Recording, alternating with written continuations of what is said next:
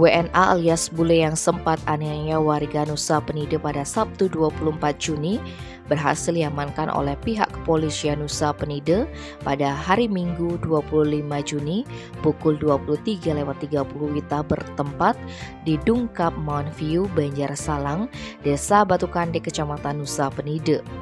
Diketahui WNA tersebut sempat aniaya warga Ikomang Aryadi di objek wisata Kelingking Beach gara-gara ditegur parkir di sembarangan di depan warung adiknya. Kapolsek Nusa Penida mengatakan WNA tersebut berhasil diamankan berbekal dari adanya informasi masyarakat bahwa telah melihat sepeda motor yang dipakai oleh WNA terparkir di Dungkap Mount View.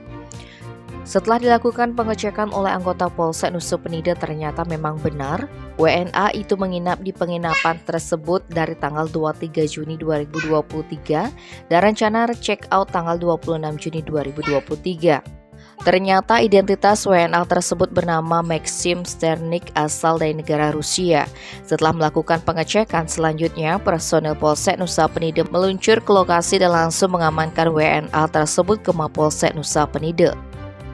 Rencananya WNA ini sementara ditahan dan kasusnya dilimpahkan ke Polres Kelungkung.